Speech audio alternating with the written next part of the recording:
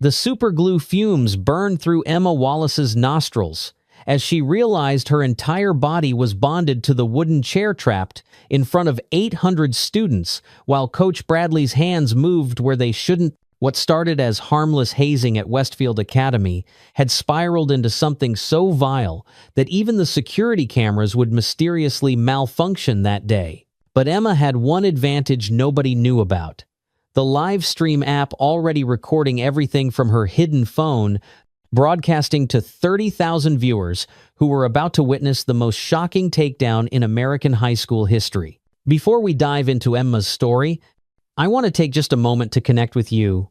If stories like this resonate with you, stories about finding courage in our darkest moment, please hit that like button. It genuinely helps more people discover these important narratives, and drop a comment sharing your thoughts or your own experiences with standing up to injustice. This community we're building together is what makes these stories so powerful. I also want to mention something close to my heart. Creating these stories takes tremendous research and time, but more importantly, your support through the thanks button below. This video helps me reach more people who need to hear these messages of hope and courage. Every contribution, no matter how small, goes directly into crafting more stories that inspire change and give voice to the silenced.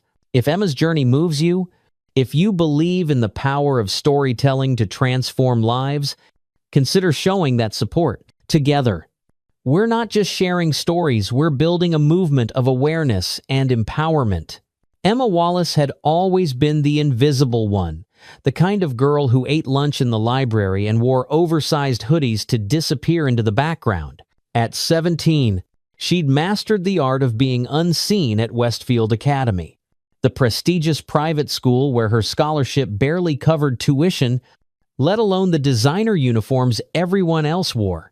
Her second-hand blazer, carefully mended by her mother's tired hands, marked her as different from the moment she'd walked through those mahogany doors 3 months ago. The morning of October 15th started like any other. Emma clutched her worn canvas backpack as she navigated the marble hallways, keeping her eyes down, counting the tiles.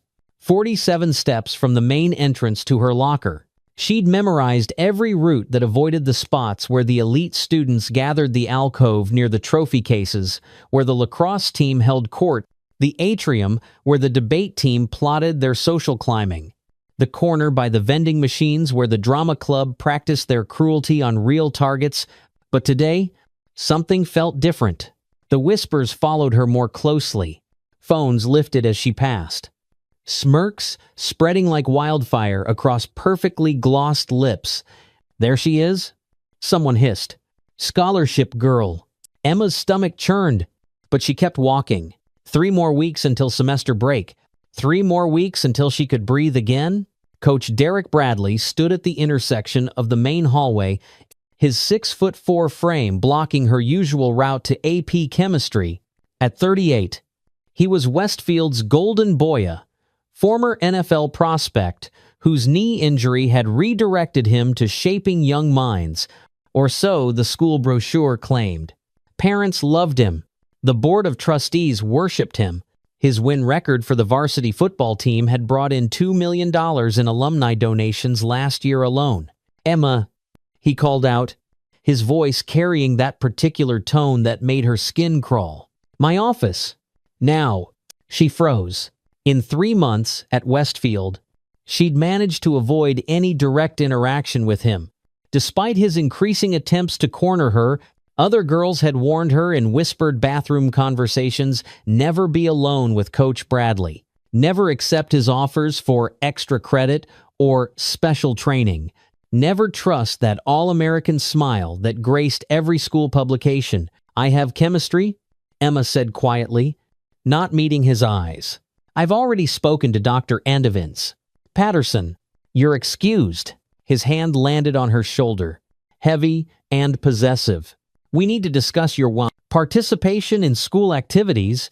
The hallway suddenly felt very empty. The few students who'd been lingering scattered like roaches when the lights flicked on, leaving Emma alone with the man whose reputation existed in 2 versions: the public one carved in trophies and the whispered one that lived in girls' nightmares. His office smelled like leather and cologne.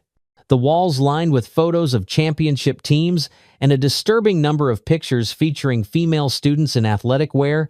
Emma stood near the door, her hand on the knob. "Sit," he commanded, gesturing to the chair across from his desk.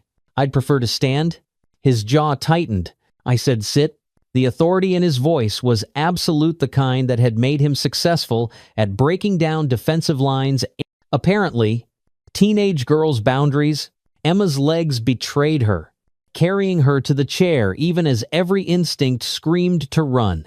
"You know," Coach Bradley began, coming around the desk to lean against its edge. "Too close. Always too close. Westfield Academy has certain expectations for its students. Participation in extracurriculars isn't optional, especially for scholarship recipients. I'm in the science club." Emma offered weakly. He laughed, a sound devoid of humor. "The science club doesn't bring in donors, doesn't create school spirit, doesn't make the kind of connections that matter. You need to be more visible." His hand reached out, fingering the collar of her second-hand blazer. "Starting with this, the uniform code requires the current season's design. This is what, 3 years old? 4? Emma jerked back. "My family can't."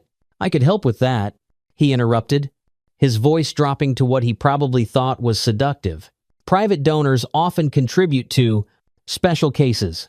Students who show promise. Students who are willing to be team players."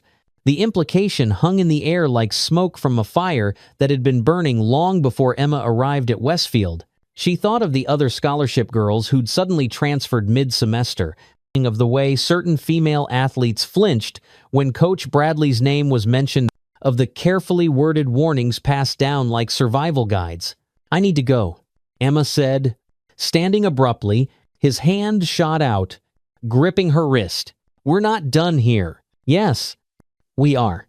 She yanked free, her heart hammering against her ribs. His face transformed, the mask of concern sliding away to reveal something harder, meaner. "You might want to reconsider that attitude, Miss Wallace. Scholarships can be re-evaluated, especially when students fail to meet behavioral standards." Emma fled, not caring about the chemistry class she was missing or the stares that followed her down the hallway. She locked herself in a bathroom stall and tried to stop shaking, tried to process what had just happened, tried to figure out how she'd become a target in a game she'd never agreed to play. The rest of the day blurred together, whispers following her like shadows, phones documenting her every move. The sensation of being hunted by something she couldn't quite see. By lunchtime, the rumors had already started. Emma Wallace had been called to Coach Bradley's office. Emma Wallace thought she was too good for school activities. Emma Wallace was about to learn what happened to girls who didn't play by Westfield rules. She ate her packed lunch in the farthest corner of the library, surrounded by dusty philosophy books that nobody ever checked out. Her Phonia-cracked iPhone 8 that had belonged to her mother buzzed with notifications from the school's social media networks. She didn't need to look to know what they said. The machine had started turning, and she was caught in its gears. "Hey," a voice whispered from behind the bookshelf. "Emma, right?" A girl emerged, Chloe Martinez, a junior like Emma. But from the other side of Westfield's economic divide, her designer uniform fit perfectly, her highlights professionally done, her presence in the library as unusual as finding a peacock in a pigeon coop. "What do you want?" Emma asked, too tired for whatever new torment this might be. Chloe glanced around nervously, then slid into the chair across from Emma. "I wanted to warn you about tomorrow." "Tomorrow?" "The pep rally for the homecoming game." Chloe's voice dropped even lower. "They're planning something. I heard Madison and her crew talking in the bathroom. Something about teaching the scholarship girl a lesson about school spirit." Emma's stomach dropped. Madison Price, a cheer captain, Coach Bradley's star athlete, and the unofficial queen of Westfield's social hierarchy. If Madison had targeted her, it meant Coach Bradley had given the order. The man never got his hands dirty directly. Not when he had an army of privileged teenagers willing to do his bidding in exchange for recommendation letters and starting positions. "Why are you telling me this?" Emma asked. Chloe's perfectly manicured nails dug into her palms. "Because what happened to Jessica Matthews last year wasn't right. What happened to Aaliyah Johnson wasn't right. What's been happening in this school for years isn't right." She stood abruptly. "Just don't go to the pep rally. Call in sick. Do whatever you have to do." But Emma knew it wasn't that simple. Attendance at pep rallies was mandatory, especially for scholarship students. Missing it would be marked as a behavioral violation. One step closer to losing everything her mother had sacrificed to give her. That night, Emma lay in her narrow bed in the apartment she shared with her mother and younger brother. Staring at the ceiling and trying to devise a plan, she thought about recording devices, about witnesses, about the ways other girls must have tried to protect themselves and failed. The system was designed to protect people like Coach Bradley, not people like her. She must have dozed off because suddenly her alarm was shrieking and pale. Morning light was filtering through the thin curtains. October 16th, the day everything would change. Emma dressed carefully, adding an extra layer under her uniform just in case. She slipped her phone into a hidden pocket she'd sewn into her blazer, then thought better of it and grabbed her mother's old iPod Touch, the one with the cracked screen that still somehow managed to connect to Wi-Fi. 2 devices were better than 1. The school buzzed with homecoming energy, blue and gold streamers hanging from every surface, the sound of the marching band practicing echoing through the hallways. Emma kept her head down, making it through first and second period without incident. But as third period ended and students began flowing toward the gymnasium for the pep rally, her heart rate spiked. She could skip it, take the demerit, deal with the consequences later. But something in her rebelled at the thought. She'd been running her whole life from poverty, from prejudice, from people who thought her secondhand clothes and bus pass made her less than human. Maybe it was time to stop running. The gymnasium was packed, 800 students crammed into bleachers that groaned under their collective weight. Emma found a spot in the back corner, trying to blend into the shadows. The band played the school fight song while the cheer squad performed their pre-game routine, Madison Price front and center, her smile as sharp as a blade. Coach Bradley took the microphone, his voice booming through the speakers. "Westfield Warriors, are you ready for homecoming?" The crowd roared. Emma stayed silent. "You know," Coach Bradley continued, his eyes scanning the crowd with predatory precision, "school spirit isn't just about showing up. It's about participation. It's about being part of something bigger than yourself. It's about understanding that at Westfield, we're not just students. We're a family." His gaze found Emma in the back row. And families take care of each other. Families support each other. Families don't hide in corners. Too good to join in. A ripple went through the crowd as heads turned, following his line of sight. Emma felt 800 pairs of eyes land on her like physical weight. In fact, Coach Bradley's smile widened. "Why don't we show our newest scholarship recipient what Westfield spirit really means? Emma Wallace. Come on down here." The crowd parted like the Red Sea, creating a pathway from her seat to the gym floor. Emma's legs felt like water, but she forced herself to stand Bayduge. Running now would only make it worse. Each step down the bleachers felt like a mile. Students filmed her descent with their phones. Their faces, masks of anticipation. She reached the gym floor where Coach Bradley waited, Madison and her squad flanking him like an honor guard. "Emma here," Coach Bradley announced to the crowd, "needs to learn about participation, about being a team player." "Madison, I think you had something special planned?" Madison stepped forward, her cheer, uniform, immaculate, her smile poisonous. "We thought Emma might want to experience what it's like to really be part of Westfield, to be connected to the school spirit." 2 male cheerleaders wheeled out a wooden chair, the kind used in the old classrooms, solid and heavy. They placed it in the center of the gym floor, directly under the brightest lights. Sit, Madison commanded. Emma looked at the chair, at the crowd, at the exits blocked by faculty members who were definitely in on whatever this was. Her phone sat heavy in her pocket, the iPod Touch in her other pocket. Already recording audio, she'd turned it on the moment Coach Bradley had called her name. She sat. The crowd cheered as if she'd done something spectacular. Madison produced a blue and gold sash Westfield Spirit, emblazoned across it in glittering letters. Every new student gets inaugurated into the Westfield family. Madison announced, "It's tradition." But as Madison draped the sash over Emma's shoulders, other cheerleaders moved in with more supplies. Rolls of blue and gold streamers, ribbons, what looked like craft supplies for innocent school spirit activities, until Emma smelled it. The sharp, chemical scent that made her eyes water. Super glue. "What are you?" Emma started to stand, but hands pushed her back down. "Shh," Madison whispered in her ear. "You wanted to hide from school activities? Well, now you get to be the centerpiece. Don't worry. It's just a little adhesive to make sure the decorations stay put. To make sure you stay put." The first drop of glue hit Emma's blazer sleeve, soaking through to her skin. Then another on her shoulder, her back. The cheerleaders worked with practiced efficiency, layering streamers and ribbons over the glue, creating what would look to the crowd like an elaborate spirit decoration, but was actually binding Emma to the chair. "Stop," Emma said, her voice barely audible over the crowd's cheering. "What's wrong?" Coach Bradley's voice boomed through the microphone. "Not feeling the school spirit yet? Maybe we need more enthusiasm from our warriors." The crowd roared louder, drowning out Emma's protests.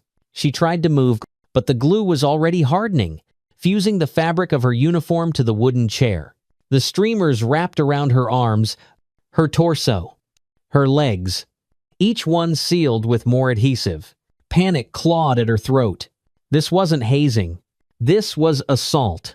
This was imprisonment. This was... Coach Bradley approached, bending down as if to adjust the sash, his back to the crowd blocking their view. His hand slid along her shoulder, down her arm, lingering in ways that made bile rise in her throat. "Still think you're too good for my attention?" he murmured. "This is what happens to girls who don't play nice. Emma, and this is just the beginning." His hand moved lower. Protected from the crowd's view by the wall of cheerleaders surrounding them, Emma's skin crawled, her body trying to recoil but held fast by the hardening glue. That's when she remembered the second device. Fighting through the panic, Emma managed to work her hand into her left pocket where the iPod Touch sat.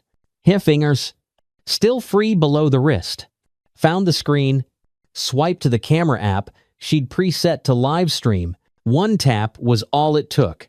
The live stream went active on her backup Instagram account, the one she'd created after watching what happened to other girls.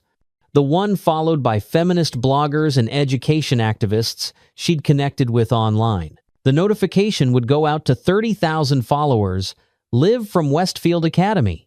"Smile," Madison commanded. As the cheerleaders stepped back to reveal their handiwork, "You're the star of the show." Emma sat trapped in the chair, wrapped in blue and gold like some grotesque trophy. The crowd laughed, phones flashing, thinking they were witnessing harmless school tradition. They couldn't see the glue hardening against her skin, couldn't smell the chemical burn in her nostrils, couldn't feel Coach Bradley's hands returning. Bolder. Now that she was completely immobilized, "Let's show Emma some real Westfield appreciation," he announced. "Everyone, give her a round of applause for being such a good sport." The gymnasium erupted in mockery disguised as celebration, but Emma's eyes had found the iPod screen in her pocket, angled just right to catch Coach Bradley's hand as it slid across her collarbone, his fingers toying with the collar of her uniform. The viewer count was climbing. 500. Iten. Lansen Wubei.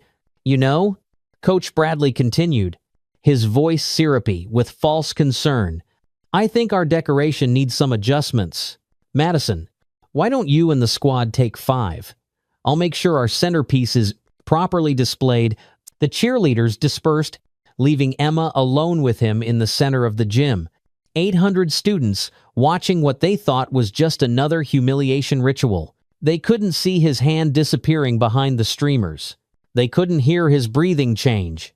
They couldn't— What the hell is going on here? The voice cracked through the gymnasium like a whip. Principal Catherine Morrison stood in the doorway, her phone in her hand, her face white with horror. Behind her, school security officers were already moving. The viewer count on Emma's stream, 15,000 and climbing. Principal Morrison. Coach Bradley straightened, his politician's smile sliding into place. I'm watching it live. She cut him off, holding up her phone. The whole world is watching it live. Security. Get that girl free. Now. And somebody call 911. The gymnasium erupted in chaos. Students screaming. Faculty running. The careful order of Westfield Academy crumbling in real time. Security officers surrounded Emma, one radioing for the nurse, while another began carefully cutting through the streamers with scissors. Don't move. Honey, the officer said gently. The adhesive? This is going to take time. We need to do this right or we'll hurt you. Coach Bradley was backing toward the exit, but police officers were already entering the gym. Principal Morrison's voice carried over the chaos. Derek Bradley, stay exactly where you are. The live stream kept rolling. Arshawu. 000 viewers. Sancher. Ling. Comments flooded in faster than Emma could read. Is this real? Someone call the FBI. I'm a reporter with CNN. DMing you now. This is sexual assault. Save this stream before they delete it. Madison Price stood frozen at the edge of the court, her perfect face crumbling as she realized what she'd participated in. Other students were deleting videos from their phones, suddenly understanding that what they'd filmed wasn't a funny prank but evidence of a crime. It took 45 minutes to free Emma from the chair. The school nurse documented every burn from the superglue, every mark on her skin. While police photographers captured the scene, Emma's uniform was ruined, fused to the wood in places, having to be cut away. They wrapped her in an emergency blanket, her body shaking, not from cold but from the adrenaline crash. The live stream, she whispered to the female officer taking her statement. I got it all. The officer's eyes widened as Emma showed her the phone. The stream was still running, now at 47,000 viewers. News outlets were already picking it up. Number Westfield assault was trending. You brilliant girl, the officer breathed. You got him. You got them all. But as Emma was led to the ambulance, she saw something that chilled her more than the assault itself. In the crowd of horrified faces, among the students filming and crying and calling their parents, stood a group of girls, younger students, freshmen and sophomores. Watching her with a mixture of awe and recognition, how many of them had been in Coach Bradley's office? How many had sat in chairs they couldn't escape from? How many had tried to report it and been silenced? The ambulance doors were closing when someone pushed through the crowd. Chloe Martinez, tears streaming down her face. I'm sorry, she gasped. I tried to warn you, but I didn't. I should have done more. Last year, when it was me, I'm so sorry. Emma reached out from the gurney, grasping Chloe's hand. It's not your fault. None of this is our fault. The doors closed, but Emma could still hear the chaos outside. Parents arriving, news van pulling up, the careful facade of Westfield Academy cracking apart. Her phone buzzed with a text from an unknown number. This isn't over. Bitch, you just destroyed everything. You think you're safe now? You have no idea what you've started. But another notification followed immediately.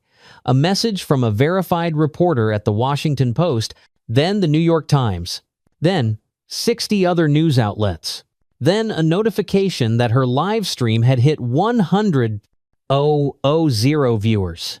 As the ambulance pulled away from Westfield Academy, Emma closed her eyes and let herself feel it all, the fear, the rage, the strange sensation of power that came from refusing to be silenced.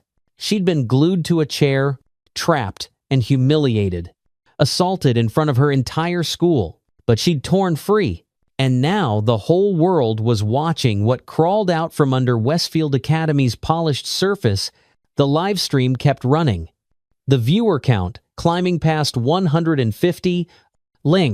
In the comments, a movement was beginning, students from other schools sharing their stories, parents demanding investigations, lawyers offering pro bono representation.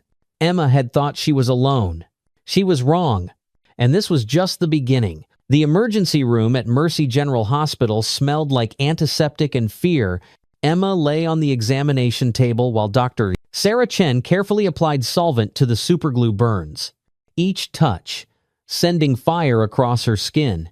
The chemical burns were documented, photographed, swabbed for evidence. Emma's mother had arrived 15 minutes after the ambulance, her housekeeping uniform still on, her face a map of rage and terror. "My baby," Maria Wallace whispered, holding Emma's hand while the nurse worked. "My brave, brave girl." Detective Andrea Thompson stood in the corner, her phone constantly buzzing with updates. "Emma, the live stream is at 300,000 views. News outlets are calling it the most important piece of evidence in a school assault case in years. You've done something incredible here." But Emma didn't feel incredible. She felt raw, exposed, like someone had peeled her skin off and left her nerves screaming in the wind. The iPod Touch, now evidence, had been bagged and tagged, but the stream kept running on the cloud, unstoppable now that it had been shared across every platform imaginable. "There are reporters outside," Detective Thompson continued, "at least 40 news trucks. The FBI has been contacted. Apparently, Coach Bradley has been under investigation for 2 years, but they never had concrete evidence. Your live stream just blew their case wide open." Emma's phone, her personal one, hadn't stopped buzzing. Her mother had it now, fielding calls from reporters, lawyers, activists. But one message had come through that Maria showed her, a simple text from an unknown number that said, "Thank you for being brave. Aliyah Johnson." Aliyah Johnson, the girl who'd transferred out of Westfield last year after behavioral issues. Emma wondered how many others were watching. How many were finally seeing their own stories validated? Dr. Chen finished treating the last of the burns. "You're going to have some scarring," she said gently. "The superglue caused chemical burns in several places. I'm recommending a plastic surgery consult." "But Emma, what you did today was remarkable. These injuries are evidence of assault. Clear, undeniable evidence." A knock on the door interrupted them. A woman in an expensive suit entered. Catherine Park, according to her business card, from one of the city's top law firms. "Miss Wallace, I'm here on behalf of the National Women's Law Center. We'd like to represent you pro bono. What happened today wasn't just assault. It was a Title IX violation of massive proportions. We're prepared to file federal charges." Emma's head spun. 3 hours ago, she'd been nobody. Now she was at the center of a storm that was growing by the minute.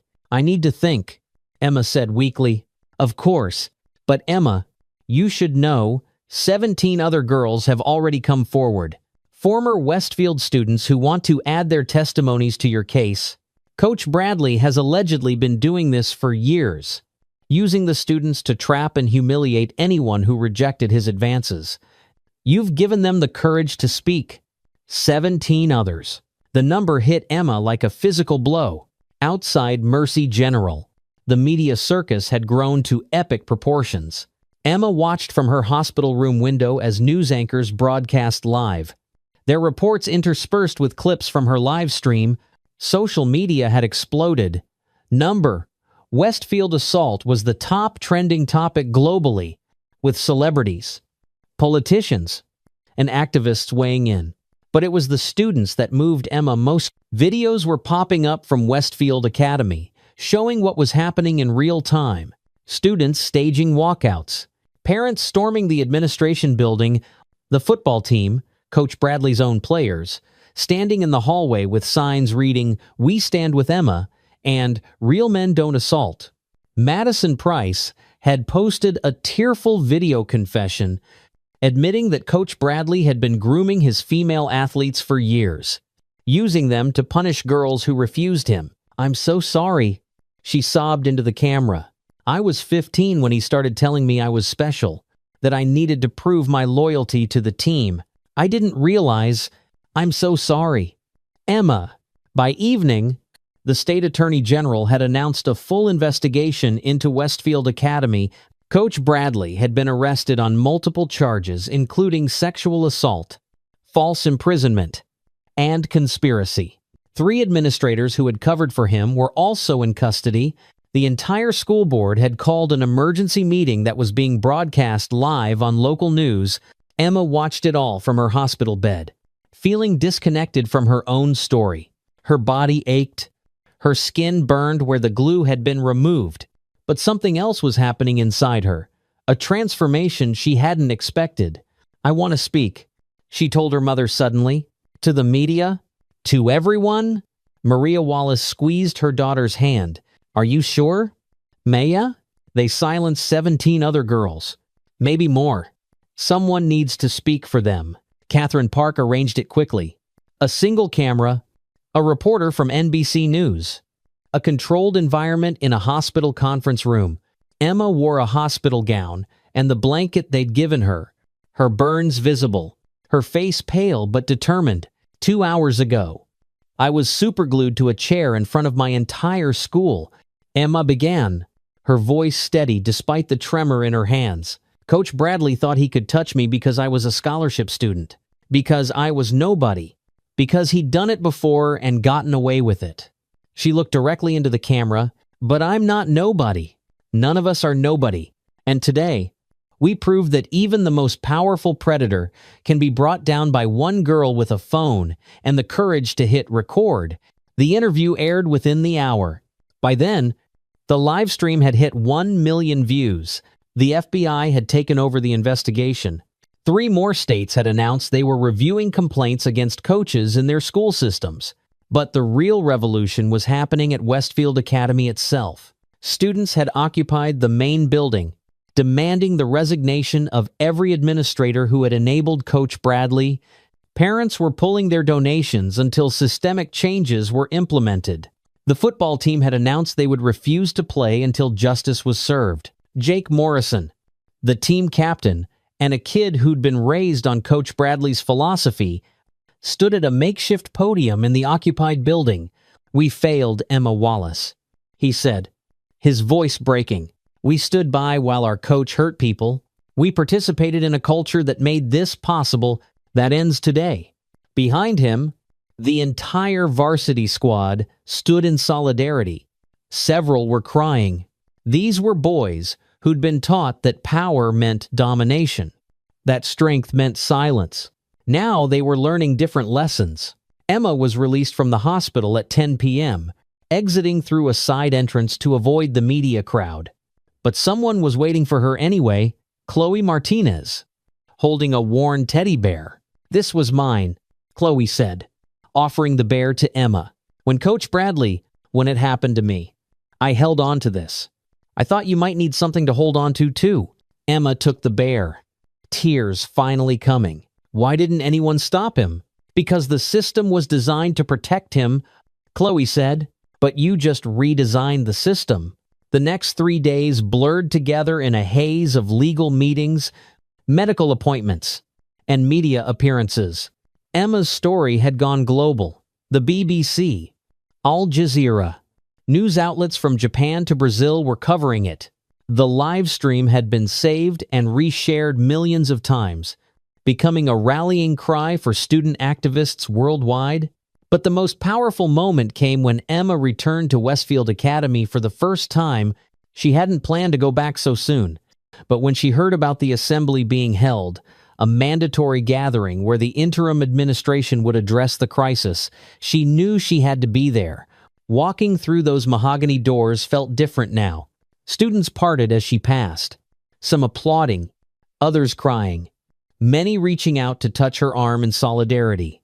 The gymnasium where it had happened had been transformed, the chair removed, the space filled with flowers and messages of support from around the world. Principal Morrison, who had been cleared of involvement and was leading the reform efforts, met Emma at the entrance. "You don't have to do this," she said gently. "Yes, I do," Emma replied. The assembly was standing room only, with overflow crowds watching on screens in other rooms. Parents, students, faculty, and media filled every available space. When Emma entered, the room erupted in applause that lasted 5 full minutes. She took the microphone with hands that barely shook. "4 days ago, in this room, I was assaulted and humiliated while you watched," she began. The room fell silent. Some of you laughed. Some of you filmed it. Some of you participated. She could see Madison Price in the 3rd row, tears streaming down her face. "But I'm not here to blame you. I'm here because we have a chance to change everything. To build a school where no girl has to carry pepper spray to a teacher's office, where no student has to choose between their education and their safety, where predators can't hide behind trophies and donations." She pulled out a piece of paper, a list she'd been working on with lawyers and activists. "These are our demands. First, mandatory consent education for all students and staff. Second, an independent oversight board for all harassment complaints. Third, the immediate termination of any staff member who knew about Coach Bradley's behavior and stayed silent. Fourth, a fund to support victims of assault, paid for by the athletic budget that protected him for so long."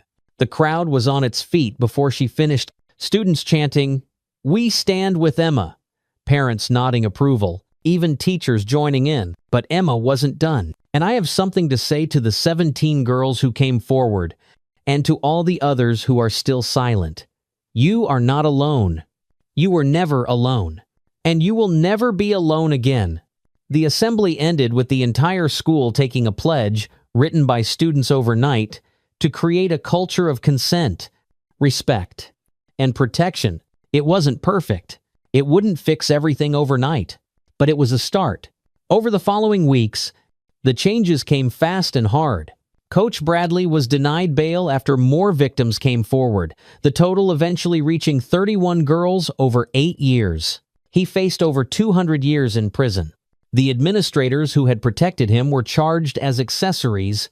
Madison Price and 12 other students who had participated in the assault were sentenced to community service and mandatory counseling. But more importantly, they became some of the most vocal advocates for change, using their platforms to educate others about complicity and courage. Westfield Academy underwent a complete transformation. The entire athletic department was restructured. New policies were implemented that became a model for schools nationwide. The infamous chair was replaced with a memorial garden dedicated to survivors of assault. Emma herself became an unexpected icon, invited to speak at the United Nations. Featured on the cover of Time magazine under the headline, "The Girl Who Wouldn't Stay Silent," offered book deals and movie rights and full scholarships to any university in the country. But the moment that meant the most came 6 months later at Westfield's graduation ceremony. Emma stood at the podium as valedictorian, a position she'd earned through grades, not sympathy. She wore her cap and gown with pride, the scars from the superglue still faintly visible on her arms. 8 months ago, I was the invisible girl, she began. The scholarship kid who ate lunch alone and counted tiles to avoid eye contact. I thought being invisible would keep me safe. She looked out at the crowd, her mother in the front row, crying with pride. The other survivors scattered throughout, some graduating with her, others there to support.com. The new administration that had rebuilt Westfield from the ground up, the students who had learned that courage was contagious, but I learned that invisible people can't change the world. It takes being seen, really seen, in all our vulnerability and power. It takes standing up even when your legs shake. It takes pressing record even when your hands tremble. It takes refusing to let them glue us to chairs we never chose to sit in. The crowd rose as one, applause thundering through the auditorium. But Emma's eyes found the group of freshman girls in the back, the next generation of Westfield students who would never have to count tiles to stay safe. To the class of 2024, Emma concluded, "May you never need to be as brave as we were, but may you always remember that you can be." She moved her tassel from right to left, and somewhere in the celebration that followed, the girl who had been glued to a chair completed her transformation into the woman who had torn free, not just from the adhesive that bound her body, but from the silence that had bound an entire system. Later, as Emma packed up her dorm room for college, she found the teddy bear Chloe had given her that first night. Tucked inside was a note she hadn't seen before. "For the next girl who needs to be brave, pass it on. Every survivor who came before you." Emma smiled, understanding finally that her story had never been just about her. It was about every girl who'd been cornered in an office, every student who'd been silenced by power, every person who'd been told their pain was less important than someone else's reputation. She placed the bear carefully in a box marked Harvard dorm room and picked up her phone to check her messages. 300 emails from girls around the world, sharing their stories, asking for advice, finding their voices. Emma Wallace had been glued to a chair in front of 800 people, but when she tore free, she brought an army with her, and they were never going to be silent again. The live stream that changed everything had ended at 3.7 million views, but the movement it started had no end in sight. In schools across America and beyond, students were standing up, speaking out, recording truth. Predators were being exposed. Systems were being reformed. Survivors were being believed, all because one invisible girl decided to be seen, all because Emma Wallace pressed record, all because sometimes the most powerful weapon against injustice is simply refusing to play by their rules and making sure the whole world watches while you tear them down. As Emma drove away from Westfield Academy for the last time, she passed a billboard that had been crowdfunded by students from around the country. It showed a simple message in bold letters: "Courage is contagious. Thank you, Emma Wallace." Chloe Martinez had taken a gap year to build an app, Safe Space, that allowed students to discreetly livestream to trusted contacts with one touch. It had already been downloaded 2 million times. She'd testified before Congress, her voice steady as she said, "Emma Wallace gave me the courage to turn my trauma into purpose." As Emma headed to her constitutional law class, she passed a group of freshman orientation leaders explaining campus safety resources. She heard her name mentioned, her story used as an example of why speaking up mattered. It still felt surreal. Professor Catherine Park, the same lawyer who'd represented her, now teaching at Harvard Law, nodded as Emma entered the classroom. "Today we're discussing Wallace v. Westfield Academy," she announced to the class, "a case that fundamentally changed how educational institutions handle assault allegations. Can anyone explain the significance of live-streamed evidence in establishing institutional liability?" Hands shot up around the room. Emma smiled, remembering when she couldn't even raise her hand in class without shaking. After class, Professor Park pulled her aside. The Attorney General's office called. They want to know if you're interested in a summer internship with their Civil Rights Division, specifically the team that prosecutes institutional sexual assault cases. Emma's heart raced. "Are you serious?" They said they need someone who understands the survivor perspective, someone who won't back down from powerful institutions. Remind you of anyone? That weekend, Emma returned to Westfield for the dedication of the new Student Safety Center. The building stood where the old gym had been, the place where she'd been glued to that chair. Now it housed counselors, advocacy resources, and a 24-hour crisis center. The ceremony drew hundreds, survivors from multiple generations of Westfield students, current students who'd never known the old culture, parents who'd fought for change, media who'd kept the story alive. Emma stood before the crowd, no longer the terrified girl in the second-hand blazer. "A year ago, they tried to glue me to a chair," she began. "They thought if they could hold my body still, they could keep my voice silent. They thought wrong." She unveiled the plaque by the entrance. The Emma Wallace Center for Student Safety and Empowerment, dedicated to all who refused to be silenced. But it was what happened after the ceremony that broke her composure. A line of girls, dozens of them, from Westfield and beyond, waited to speak with her, each one holding a small teddy bear, the symbol that had spread among survivors. Each one with a story, each one with newfound courage. "I reported my coach last month," one said. "I testified against my teacher," said another. "I started a support group at my school. I'm running for student body president on a safety platform. I'm not afraid anymore." Emma hugged each one, tears flowing freely. Maria Wallace watched from nearby, her daughter no longer the girl who counted tiles, but a young woman who'd helped others find their footing. As the sun set over Westfield Academy, Emma stood in the memorial garden that had replaced that horrible chair. 31 roses grew there now, one for each known survivor from the Bradley years. But new buds were forming, hope growing from pain, beauty from ashes. Chloe joined her. No longer the nervous girl who'd warned her in the library, but a confident entrepreneur whose app was saving lives daily. "You know what's crazy?" Chloe said. "They thought they were putting on a show that day, humiliating you for entertainment." Emma nodded. "Instead, they created the evidence that brought down their entire system. 3.7 million views." Chloe mused. "I checked today. People still watch it, still share it, still use it to teach what consent isn't." They stood in comfortable silence. Two survivors who'd transformed their trauma into purpose. As Emma prepared to leave, a current Westfield student approached hesitantly. A freshman, probably 14, clutching her books like armor. "Miss Wallace, I just wanted to say, because of you. I eat lunch in the cafeteria now, not the library. Not hiding.